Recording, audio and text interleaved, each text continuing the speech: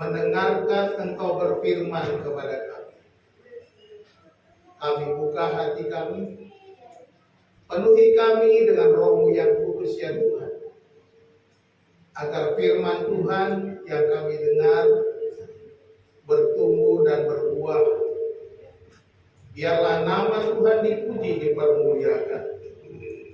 Terima kasih Bapa. Berbicaralah kepada kami. Kami siap mendengarkan firman. Di dalam nama Tuhan Yesus Kristus kami berdoa. Haleluya. Amin. Shalom. Shalom. Shalom. Shalom. Puji Tuhan. Bapak Ibu Saudara yang dikasihi Tuhan, hari ini saya membawakan firman Tuhan dengan judul Terjebak Skenario Ilahi.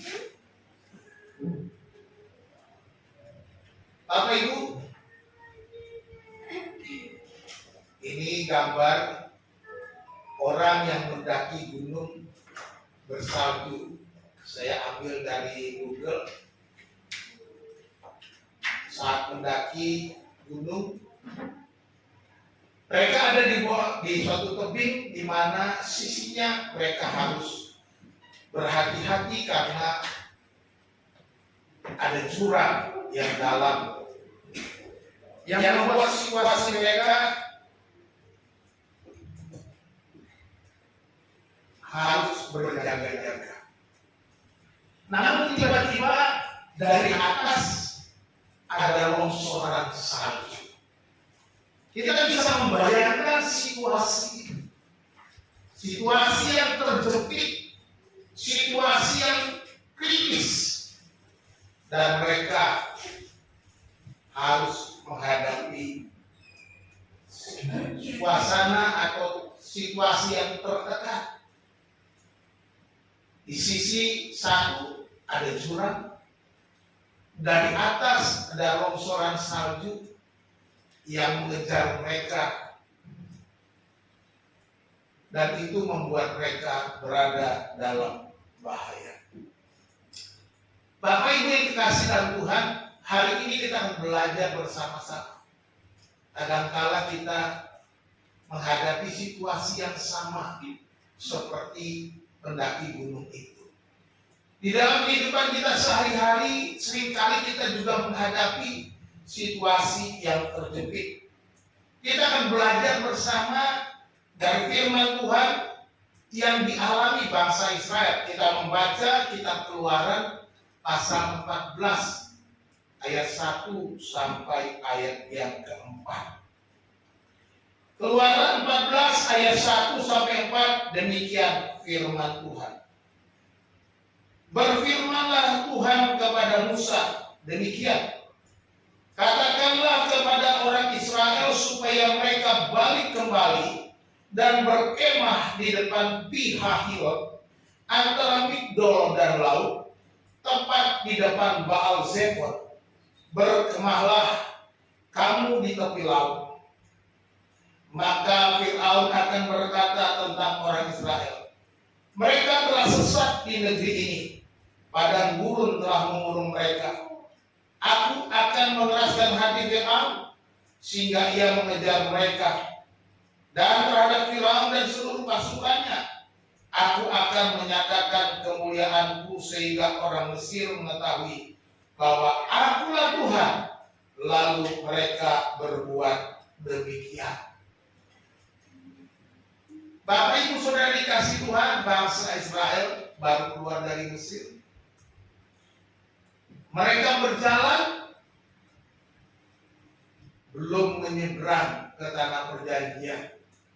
Mereka harus menghadapi laut Teberau sebagaimana kita baca. Namun situasi ini membuat mereka terjepit.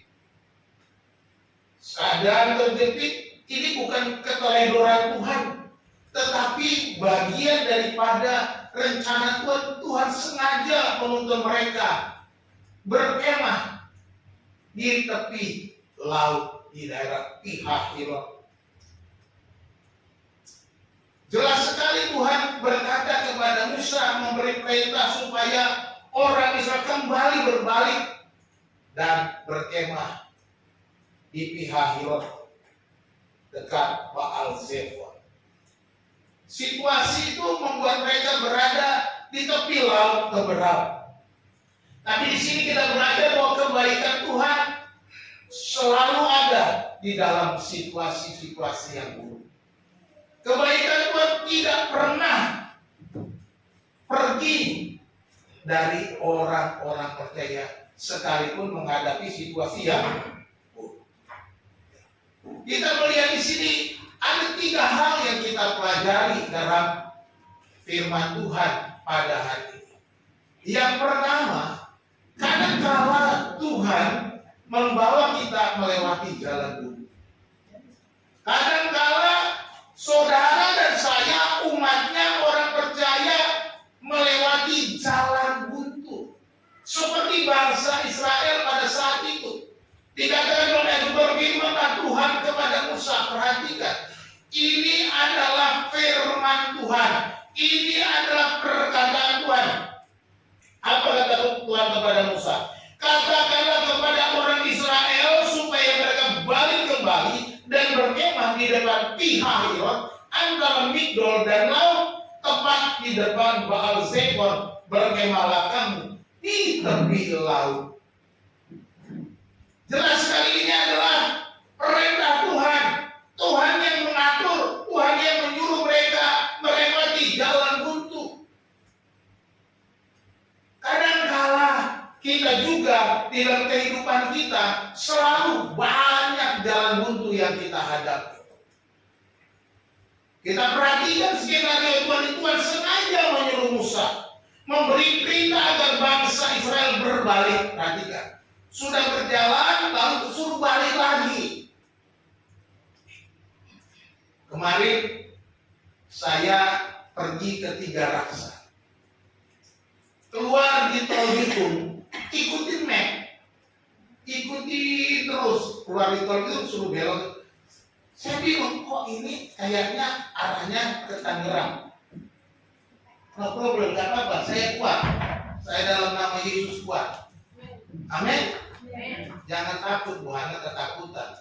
Imanku seperti iman yang aku pegang padamu Tuhan yang setia. Oke, kembali ke laptop. Saudara-saudara, ketika saya keluar dari tol, saya ikutin map jalan. Tapi saya map Tangerang, kok ke Tangerang lagi, balik lagi, udah di jalan raya Serang gitu, jalan raya Pantura Serang itu, Serang Tangerang. Lalu sesudah jalan sekitar hampir 1 kilometer, putar balik. Oh, suruh putar balik, balik lagi ke jalan yang sama. Saya bilang ini memang kurang kerjaan. Ngapain saya mesti putar balik? Padahal keluar bisa langsung kiri, tapi saya suruh putar ke kanan. Udah gitu saya putar balik lagi, lewat ke jalan, melewati tol itu lagi ke arah Serang, ke arah 3 Raksa.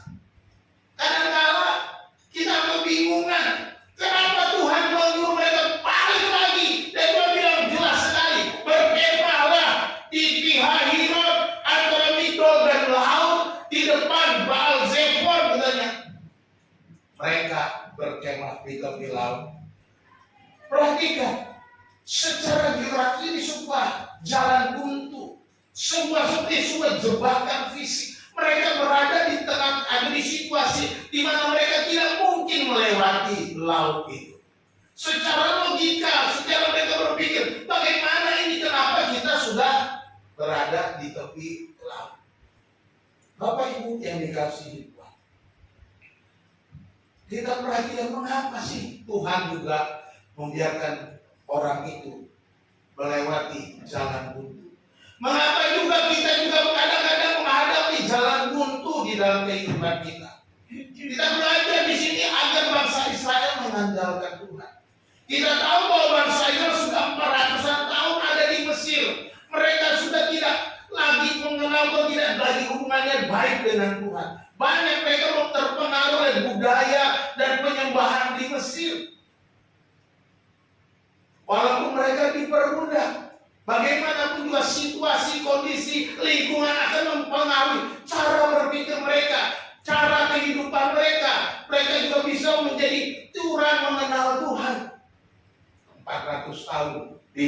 asing di negeri penyembahan berhala. Dan Tuhan membawa mereka melewati situasi buntu, jalan buntu. Tuhan mau mengajar mereka untuk mengandalkan Tuhan. Yang kedua, Tuhan juga mau supaya mereka lebih mengenal Tuhan. Karena mereka sudah kurang pengenalan, pengetahuan akan Tuhan. Maka Tuhan ingin menyatakan dirinya kepada umatnya. Supaya mereka tahu bahwa Tuhan itu penuh kuasa, Tuhan itu hidup, Tuhan itu punya rencana, punya planning yang jelas. Sekalipun kita melewati masalah-masalah, ketika kita melewati jalan itu, Tuhan punya plan. Kepada bangsa Israel juga Nabi Yeremia berkata, apa ini? Sebab aku ini mempunyai rancangan mengenai kamu. Tuhan punya rancangan mengenai kita. Rencana Allah berbeda dengan rancangan kita. Mungkin saudara dan saya kadang-kadang membuat planning kehidupan kita, membuat planning rencana kita, membuat planning kerja kita, membuat planning usaha kita, membuat berbagai macam planning di dalam kehidupan kita. Kita mungkin berpikir ini bisa A, B, C, D, 1, 2, 3, 4. Kita belajar bahwa ada planning Tuhan. Yang ketiga, kita diizinkan melewati jalan buntu agar bangsa itu berharap pertolongan dari atas. Laut nggak bisa mereka minta tolong. Padang gurun di sekelilingnya tidak bisa minta tolong. Dan ketika ada kejaran tentara Firaun, mereka sudah terjun. Jadi perhatikan ini, hanya ada satu jalan, yaitu pertolongan yang datang dari atas. Sama seperti Yusuf. Ketika dia dibuang oleh saudara-saudara, dimasukkan ke dalam sumur. Di dalam sumur itu, Yusuf berserah kepada Tuhan. Dia hanya mendapat pertolongan dari atas. Tidak ada pertolongan lain. Hanya Tuhanlah pertolongan. Inilah yang diajarkan kepada bangsa Israel. Ketika mereka melewati jalan, memang pada saat itu situasi itu, mereka belum mengerti, mereka belum paham, mereka malah mengeluh, mereka bertengkar, mereka mengeluh kepada Musa. Ngapain kamu bawa kami kemari? Ngapain kami berada di tempat ini? Apa kamu mau membunuh kami? Apakah tidak ada kuburan di Mesir sehingga kami harus mati di padang gurun? Itu yang terjadi. Pertengkaran, amarah, kecewa, terdesak, emosi. Saya pikir kita juga mengalami. Ketika kita menghadapi situasi terjadi, kita bisa emosi, kita bisa marah, kita bisa salahkan istri kita, suami kita, anak-anak kita, orang tua kita. Kenapa? Dan juga kita bisa menyalahkan Tuhan. Tuhan, bukankah Engkau Tuhan yang baik? Bukankah Engkau Tuhan yang punya rancangan yang indah? Tuhan, bukankah Engkau punya planning bagiku untuk mendatangkan kebaikan? Kenapa aku melewati situasi yang sulit ini? Kadangkala kita juga mungkin mengalami hal yang sama. Ketika itu terjadi, kita hanya minta pertolongan dari atas. Pertolongan yang tidak mungkin didapatkan dari dunia ini. Kesimpulannya, mengapa kita melewati jalan buntu? Agar kita belajar untuk rendah hati dan tidak mengandalkan kekuatan sendiri. Apakah itu uangmu, jabatanmu, kesehatanmu, koneksimu, dan lain-lain. Jangan pernah mengandalkan itu. Inilah saatnya kita belajar merendahkan diri di dalam situasi di mana kita menghadapi jalan buntu. Bapak Ibu dikasih Tuhan, apakah kita saat ini sedang menghadapi jalan? Saya kadang-kadang juga merasakan jalan ini. Ketika Bu Hana di rumah berkata, Pak, ini di mana? Keuangan kita di mana? kok TK mana begini, kok masih muridnya masih sedikit.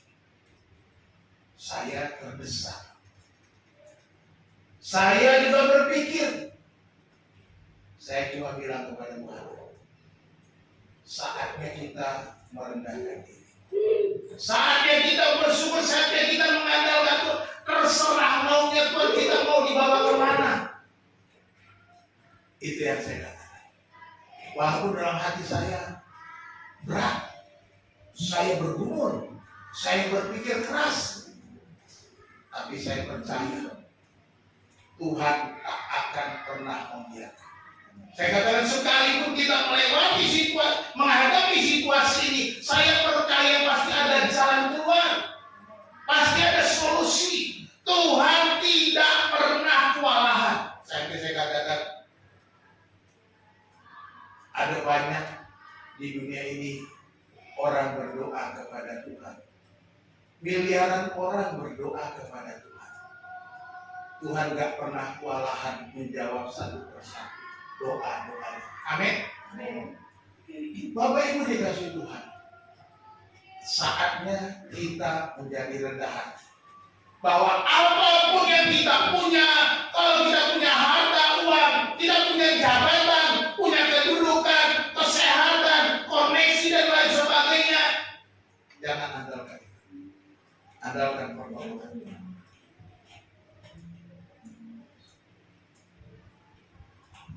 Saat ini apa yang saudara alami? Jalan buntu apa yang saudara sedang hadapi? Jalan buntu dalam hidup saudara, mungkin keuangan yang macet seperti yang saya alami, pelayanan macet, masa depan yang buram gak kelihatan, mau jadi apa? Semua itu seperti jalan buntu. Perhatikan bahwa semua jalan buntu tidak selalu karena kita berdosa atau kita salah mendengar Tuhan. Perintah Tuhan kepada bangsa Israel berbalik, bawa bangsa itu berbalik, berkemah di pihak Hirot antara Migdol dan laut di depan Baal Zefon. Mereka berkemah di tepi laut. Itu suara Tuhan jelas, itu perintah Tuhan jelas, tetapi mereka menghadapi jalan buntu. Tidak selalu jalan buntu yang kita tempuh itu karena kita salah. Kita salah mendengar suara Tuhan, benarkah ini atau apa? Kita belajar pimpinan Tuhan, rancangan Tuhan, pasti lebih baik. Amin. Kadang Tuhan sendiri yang menuntut kita ke sana agar kita berhenti mengandalkan kekuatan sendiri dan mulai memandang ke atas. Inilah yang Tuhan mau. Inilah yang Tuhan mau bagi kita. Jangan hanya kita merasa nyaman, jangan kita hanya merasa aman, kita senang berada di zona nyaman sehingga kita kurang mengandalkan Tuhan. Ketika orang-orang yang menghadapi zona nyaman, biasanya mereka santai saja. Hidupku baik-baik saja kok. Keuanganku aman. Aku masih bisa makan 3 kali sehari. Kedudukanku aman. Semua orang menghormatiku. Mungkin kita lupa akan Tuhan. Disinilah kita belajar supaya kita selalu memandang ke atas. Tuhan mengizinkan kita melewati jalan buntu. Bapak Ibu dikasih Tuhan, tetapi bukan hanya jalan buntu yang akan kita hadapi. Untuk membentuk iman kita, Tuhan punya banyak cara yang di luar akal kita. Membentuk iman kita, Dia mengizinkan kita berjalan ke suatu tempat menghadapi jalan buntu. Tetapi yang kedua, kita belajar di sini juga bahwa kadang-kala Tuhan memakai orang jahat untuk menekan kita. Loh Pak, kok tega-teganya orang jahat menekan kita? Kok tega-teganya musuh-musuh datang menyerang saya? Ini yang terjadi. Ayat 3 berkata, ini firman Tuhan kepada Musa masih pada zaman. Maka Firaun akan berkata tentang orang Israel, mereka telah sesat di negeri ini, padang gurun telah mengurung mereka, aku akan mengeraskan hati Firaun, kata Tuhan, sehingga ia mengejar mereka, dan terhadap Firaun dan seluruh pasukannya, aku akan menyatakan kemuliaanku, sehingga orang Mesir mengetahui bahwa akulah Tuhan. Lalu mereka berbuat demikian. Artinya mereka berbalik seperti perintah Tuhan.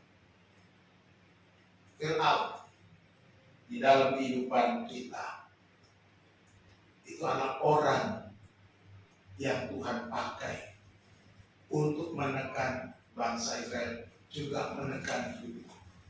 Adakah Firaun dalam hidup kita? Coba pikirkan kembali. Seberapa banyak Firaun dalam hidup kita? Seberapa banyak musuh yang seringkali menekan kita? Dalam kehidupan yang saya alami, kadang-kadang kejahatan datang terhadap saya. Saya tahu itu sebuah peperangan yang saya harus hadapi. Peperangan rohani, bukan peperangan fisik. Ya, kalau peperangan fisik bukan lagi urusan saya. Jadi kita sebagai orang percaya, karena ada musuh kita perang dengan fisik tidak. Ini peperangan rohani yang harus kita hadapi. Perhatikan skenario Tuhan di situ. Tuhan berkata, aku akan mengeraskan hati Firaun. Yang mengeraskan hati Firaun Pak Tuhan. Sehingga Firaun bilang, aku akan kejar, mereka sudah tersesat. Itu yang Firaun. Dan itu yang terjadi. Tuhan sengaja mengizinkan Firaun untuk bergerak menekan bangsa Israel.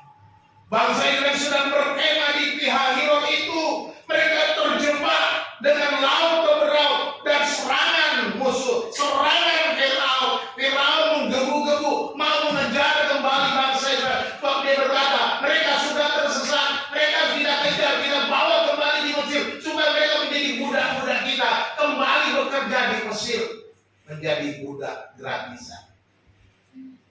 Itulah yang ada di pikiran Firaun, dan itu karena Tuhan mengeraskan hati Firaun. Tuhan mengeraskan orang-orang jahat untuk menguji kita. Tuhan mengeraskan hati orang-orang untuk mengusir saudara dan saya. Tuhan mengeraskan hati orang-orang yang membenci saudara. Dia bisa saja menyerang, mengejar, mengurung saudara sehingga saudara tak berdaya. Pertanyaannya, mengapa Tuhan pakai orang jahat?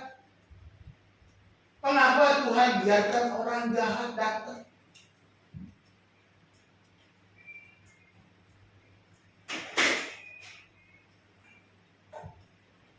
Bukan hanya peristiwa ini, peristiwa penyaliban.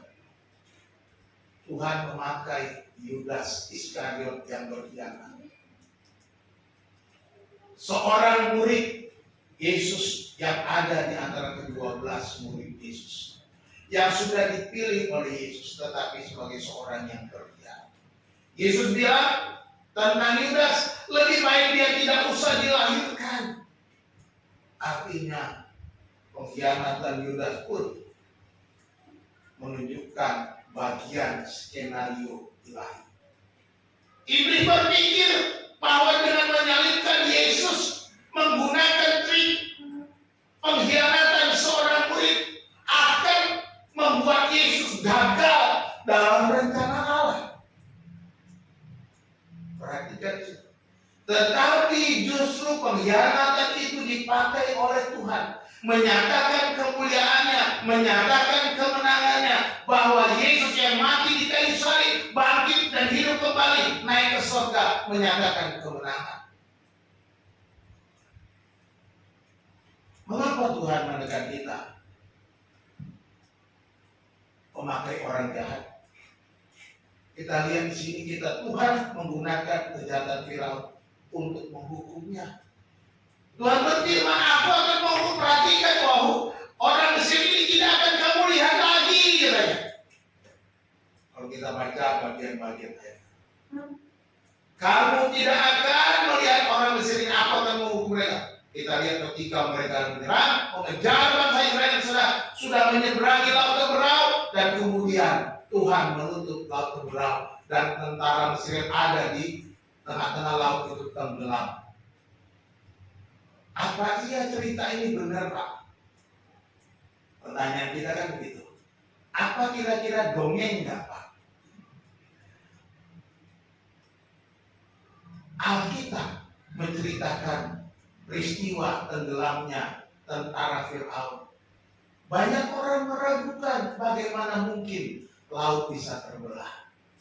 Tetapi para arkeolog sudah membuktikan ditemukan puing-puing kereta Firaun di kedalaman di laut Teberau. Sudah dibuktikan secara arkeologis. Ini bukan isapan jempol. Tuhan menghukum Firaun dengan tentaranya, menghukum kejahatan. Jadi ketika orang jahat datang, Tuhan bisa saja untuk menghukum orang jahat karena kejahatannya yang sudah tidak bisa diampuni lagi. Itu salah satu. Yang jelas di sana dikatakan, aku akan menyatakan kemuliaanku. Jadi Tuhan menghukum orang jahat supaya menyatakan kemuliaan Tuhan, menyatakan bahwa Tuhan itu berkuasa. Akan menyatakan kemuliaannya atas orang Mesir. Kenapa? Karena orang Mesir itu penyembah berhala. Karena mereka percaya mereka punya dewa-dewa yang hebat. Di sini Tuhan mau berkata, akulah Allah, tidak ada yang lain. Tuhan adalah Allah. Semua dewamu tak ada artinya. Kenapa sampai segitu? Karena sebelumnya bangsa Israel minta izin untuk pergi keluar dari Mesir, dihalangi, dan Tuhan memberikan 10 tulah. Tuhan menyatakan kuasa, tapi orang Mesir masih ngeyel, masih keras kepala, masih tidak mundur dan menghalang-halang sampai tulah ke-10. Ketika semua anak sulung bangsa Mesir mati, bahkan anak sulung Firaun mati, semua anak sulung hewan-hewan orang Mesir mati, baru mereka beri izin. Itu pun ketika mereka keluar, Firaun masih nggak rela bangsa Israel pergi. Hatinya dikeraskan oleh Tuhan. Kenapa? Dia nggak percaya Tuhan. Di sanalah Tuhan ingin menyatakan kemuliaannya atas bangsa Mesir. Yang ketiga, Tuhan menyatakan dirinya ada Tuhan dan tidak ada yang lain. Ketika kemuliaan dinyatakan, Tuhannya, akulah Tuhan. Akulah Tuhan dan tidak ada yang lain. Inilah tujuan kita mengalami tekanan dari orang-orang jahat. Keempat, tujuannya Tuhan mendorong bangsa Israel untuk berjalan menurut rencananya. Jadi dari peristiwa ini kita belajar bahwa Tuhan mau supaya bangsa Israel berjalan menurut programnya, menurut planningnya, menurut rencananya, menurut rancangannya, bukan rancangan bangsa itu. Dia mau supaya mereka mengerti, aku punya rencana, aku mau membentuk engkau. Jadi ketika kita menghadapi jalan buntu, ketika kita menghadapi musuh-musuh yang menekan kita, ingat, Tuhan sudah membentuk kita dengan planning yang lebih baik. Amin.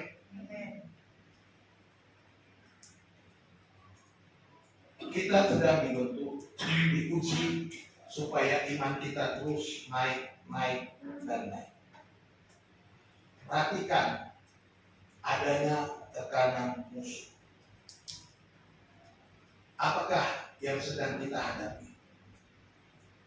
Apakah saudara berada di jalan buntu dan kemudian ada musuh yang sedang menekan saudara?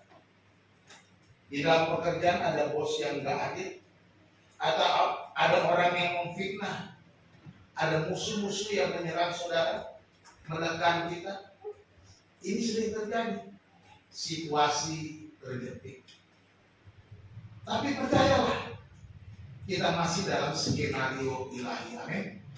Kita masih berada dalam rancangan Allah. Kita dijaganya seperti biji matanya, katakan amin. Allah sedang memperhatikan kita. Allah sedang mengawasi kita. Allah sedang melihat kita. Musa di dalam Keluaran 32 menggambarkannya. Bagaikan raja wali yang menggoyang bangkitkan isi sarangnya. Goyangkan isi sarang, memporak-porandakan isi sarang. Induk raja wali itu supaya anaknya keluar dari sarang. Supaya apa? Supaya belajar terbang. Supaya kepakan sayapnya semakin kuat. Supaya mereka mampu bisa menjadi elang-elang perkasa yang terbang tinggi. Dia harus keluar dari zona nyaman. Demikian juga kita. Perhatikan tuh, elang menggoyang bangkitkan. Demikian Tuhan sedang menggoyang bangkitkan Israel. Demikian kita sedang menggoyang bangkitkannya supaya kita keluar dari zona nyaman. Tetapi di ayat itu dikatakan dia mengawasinya. Induk elang itu berada di atas anak-anaknya, mengawasi anak-anaknya, sedang belajar terbang mengepakkan sayapnya. Ketika anaknya itu lemah, ketika anaknya itu sudah tak berdaya dan jatuh, sayapnya sudah tak mampu lagi, induknya itu sudah terbang, menampungnya di atas kepalanya. Bayangkan, anaknya ditampung dengan segera di atas kepalanya. Dia membawa kembali, menaruhnya di sarangnya. Dan itu dilakukan berulang-ulang sampai anak itu bisa terbang bebas dan induknya akan melihat keberhasilan. Demikian juga kita, jangan pernah mengeluh, jangan pernah sakit hati, jangan pernah putus asa, jangan pernah kecewa ketika tekanan datang di dalam kehidupan kita. Perhatikan, Allah sedang mengawasi kita seperti itulah, dan Dia akan mengangkat kita di atas kepalanya, menampung kita seekor demi seekor, dan kemudian menyelamatkan kita. Itulah gambaran yang dikatakan Musa di akhir perjalanan kita Ulangan 32.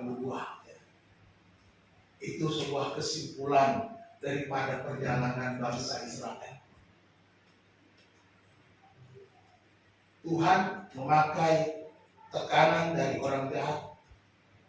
Dia mau memurnikan iman kita supaya mujizat terjadi dalam hidup kita. Amin.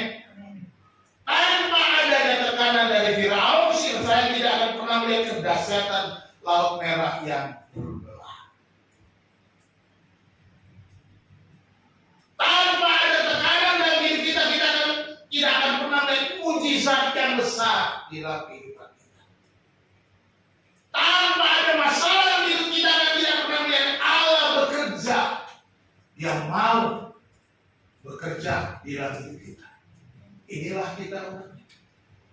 Jadi jangan pernah kecewa, jangan pernah putus asa, jangan pernah mengeluh, jangan pernah salahkan siapapun, apalagi saudara menyalahkan Tuhan.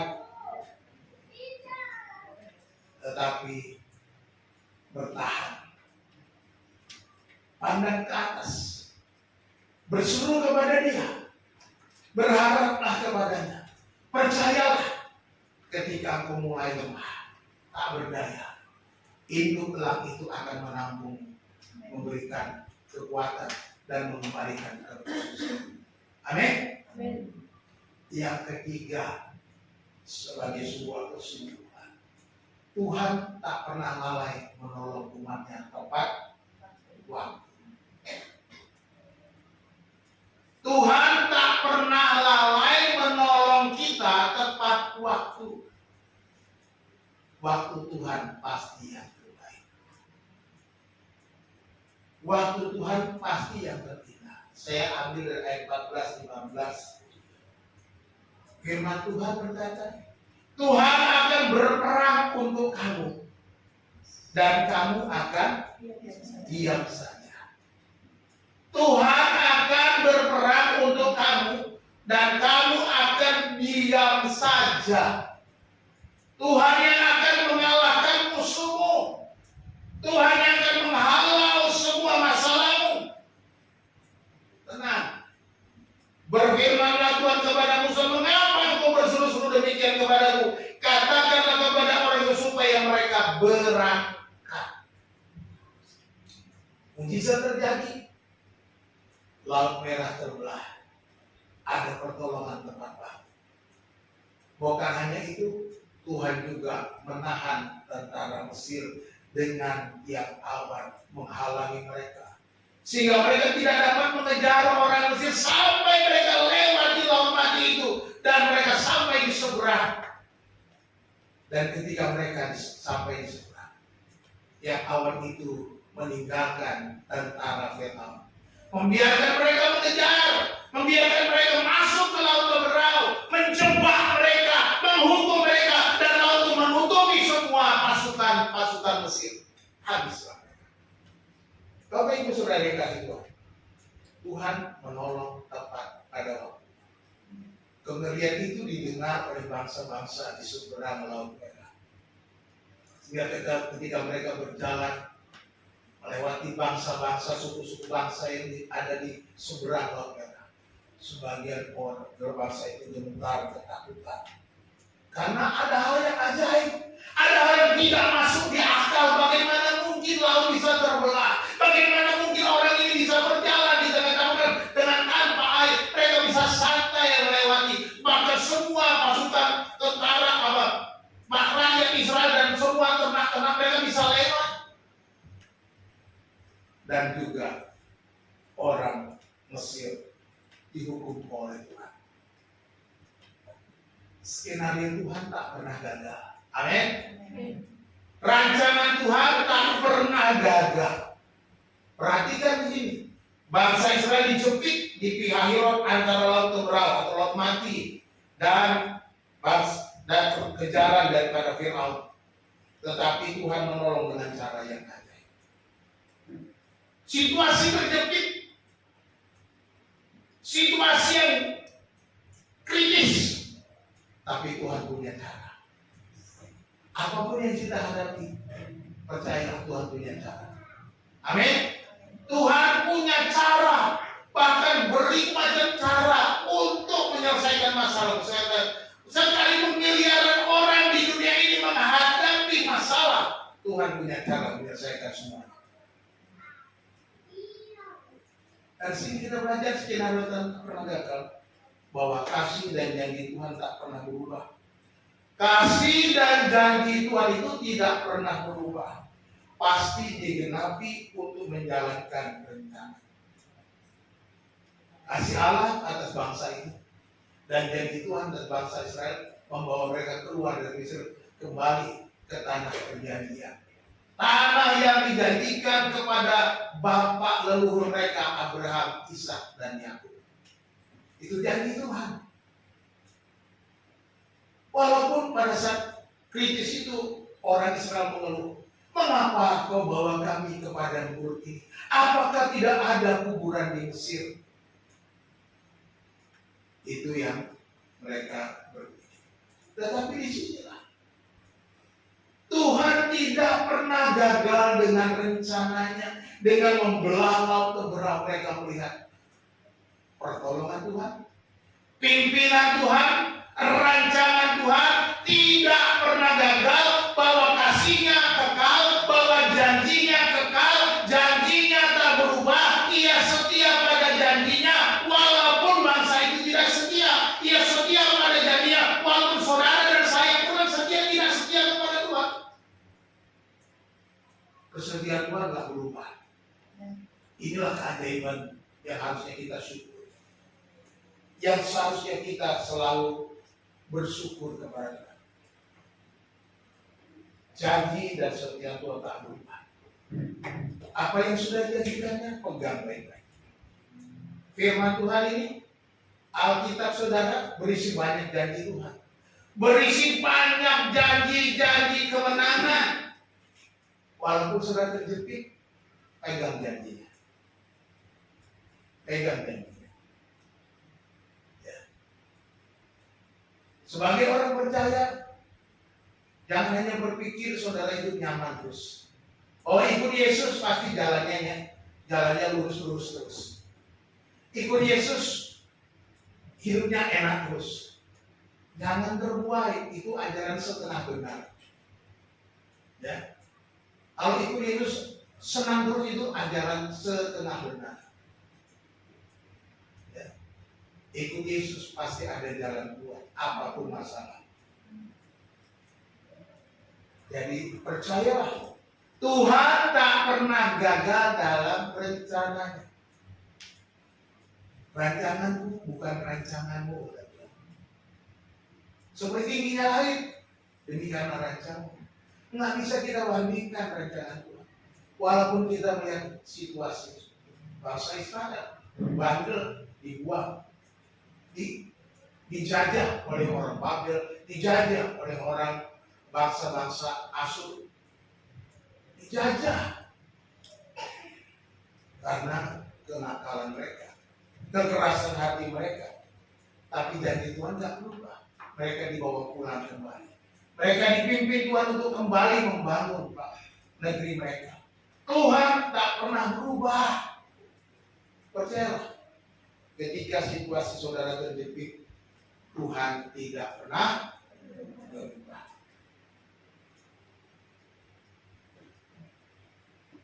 Apa yang sedang kita lakukan? Ada skenario ilahi yang kita sedang jalani. Mungkin kita seperti bangsa Israel terjebak dalam skenario ilahi seperti itu.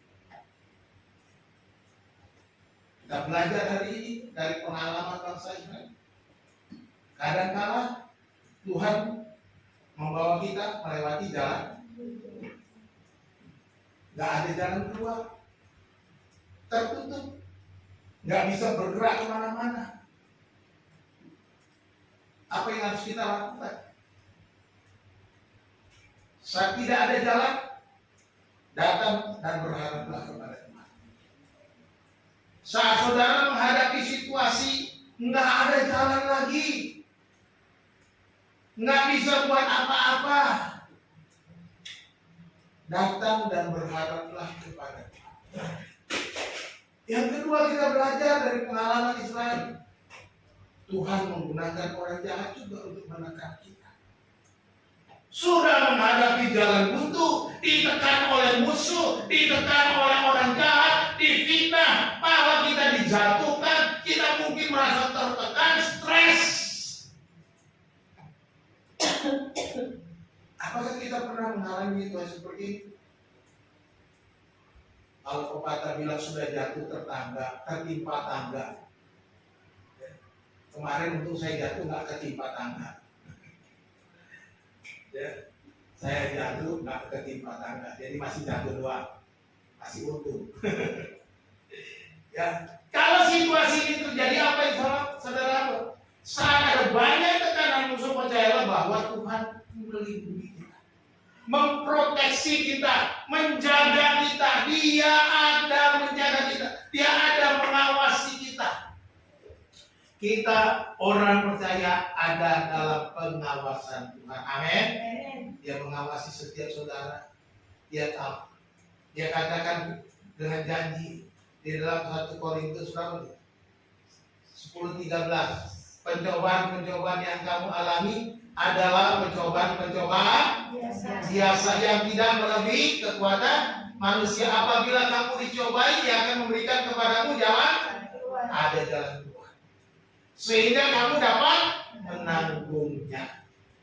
Ini janji, dikuatkan dengan janji ini. Kita harus percaya bahwa Tuhan menyediakan jalan keluar. Dia mengawasi ketika kita menghadapi berbagai macam pencobaan di dalam hidup kita. Percaya, selalu ada jalan, walaupun terjebak.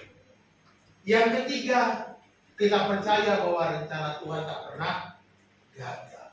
Tuhan tak pernah lalai menolong umatnya tepat pada waktunya.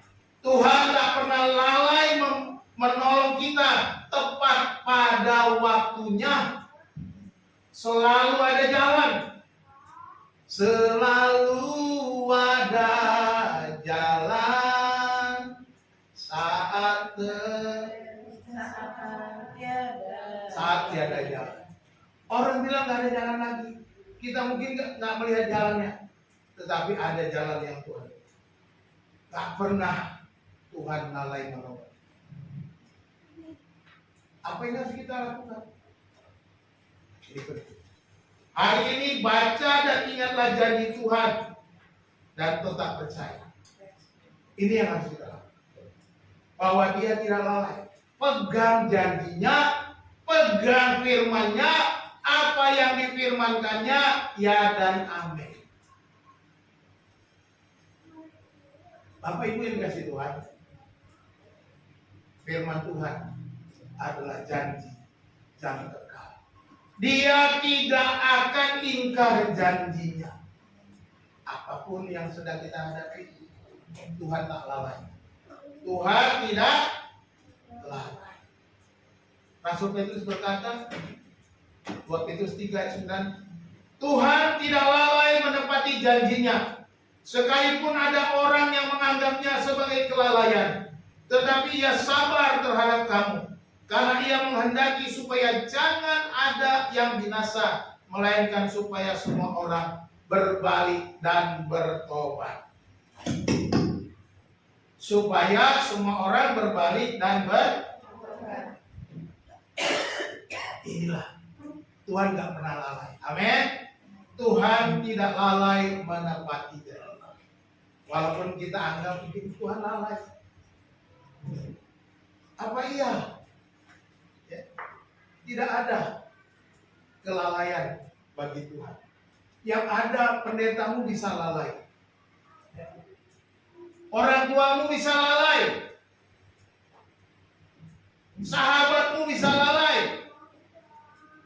Janji-janjimu bisa tak tergenapi dengan teman-temanmu, dengan siapapun. Tetapi janji Tuhan pasti digenapi oleh Tuhan. Tuhan Yesus memberkati kita berdoa. Bapa di dalam surga, kami bersyukur kepadamu. Berterima kasih atas kebaikan-Mu. Berterima kasih atas rancangan-Mu dalam hidup kami.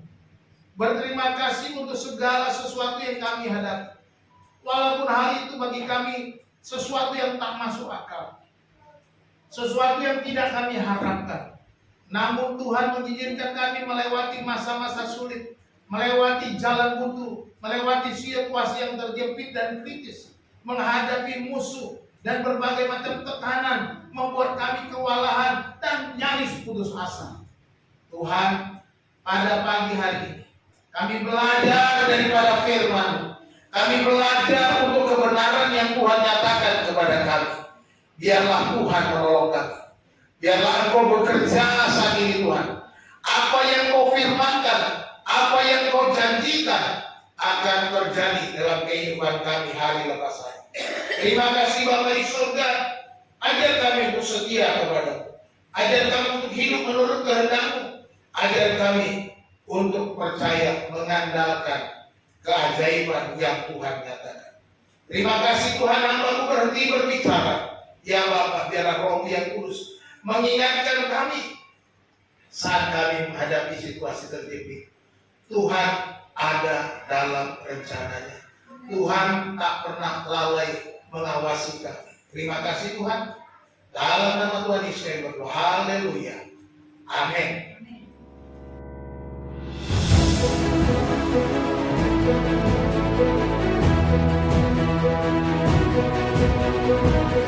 you.